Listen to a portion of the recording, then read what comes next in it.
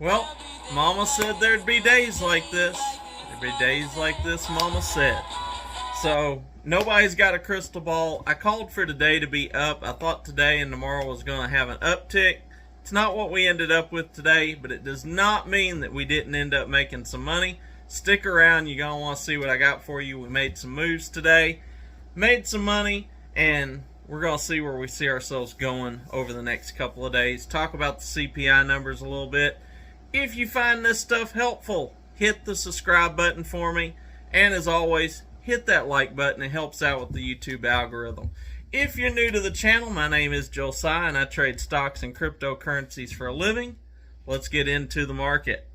So we had the S&P down 0.63%.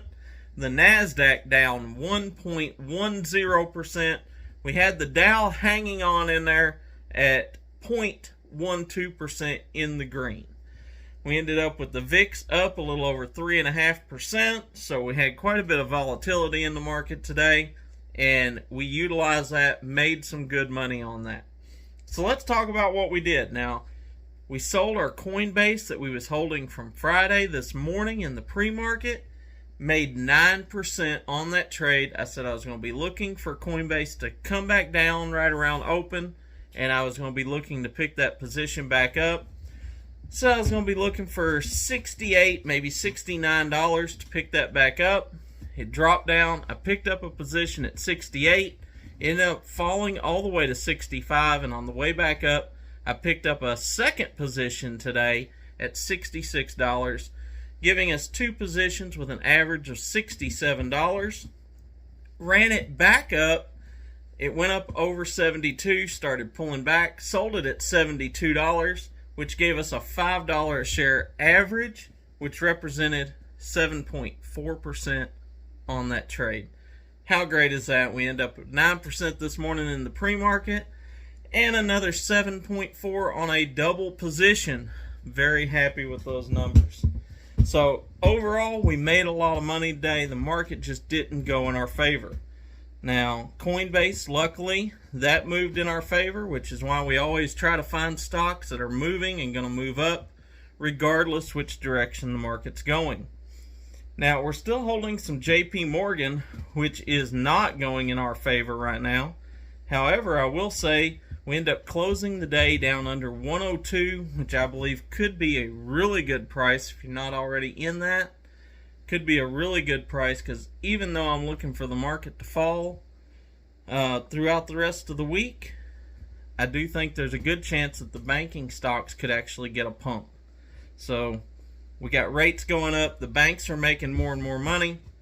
Now there's things about rates that actually hinder the banks because there's a lot less loans and stuff being made. However, you got your long-term mortgages and stuff going up. Anyone in variable adjusted rate mortgages and stuff, that's going up. And so the banks do make money, and I do see there being a good chance for JP Morgan from where we're at right now to have a nice little bounce. I'm looking at taking a position maybe in the after hours here, averaging down on that position a little bit. And like I said, if you're not in it, if I wasn't already holding some, I would definitely be taking a position in JP Morgan right now. But overall, it wasn't a terrible day for the most part, but it was down. We end up with Bitcoin being down about 0.5%. Pretty much all the cryptos down from 0.5% to about 3%. Stellar Luna, it took a pretty big hit, 5%.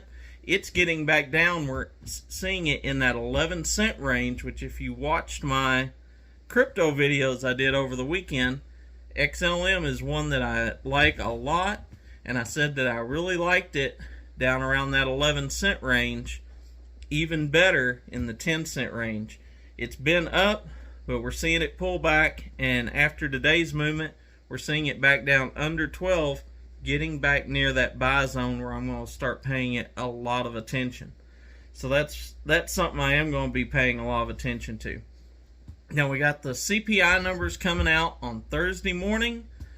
I'm expecting them to be better than last month's CPI numbers. With that being said, I don't think that they're going to be good enough that the Fed's going to be considering pivoting. I'm not looking for the Fed to pivot, but I think a lot of people are wanting to see those numbers and seeing if there's a chance that they will, or if I'm wrong and they're hotter than last month, where the Fed could potentially be even more aggressive, which, again, I really don't see. The Fed knows that what they're doing doesn't change things in a day, so even if the numbers come in a little bit hot, I think they're going to hold course and know that this is going to work out. Excuse me, my allergies. But I don't see them getting more aggressive. I'm not anticipating them do a 100-point rate hike, but I do figure that they're going to do a 75. And that's kind of where I see things going. We could still see a pop tomorrow. I was looking for that to still happen, today and tomorrow to be up. But with today not being up, I don't know. Maybe there's more fear out there than I was kind of anticipating. But we're going to keep an eye on it. If you join me in the morning before the bell, we'll go over the pre-markets. We'll see what our odds are. We're going to get the PPI report out tomorrow, which the CPI number is the Consumer Price Index. And, we're going to be getting the PPI numbers out. And that could potentially push the market up, depending on how they are. Or that could start kind of the decline, letting people kind of get an idea of what the Consumer Price Index could be. So, just something we have to watch out for. I do hours of research to get these videos ready for you so you can get the information in minutes. If you appreciate that, give me a thumbs up. Leave it in the comments, and of course, hit the like button for me. And that's what I got for you. I'll see you tomorrow. Until then, be blessed, and remember, never trade with your emotions. We always trade by the numbers.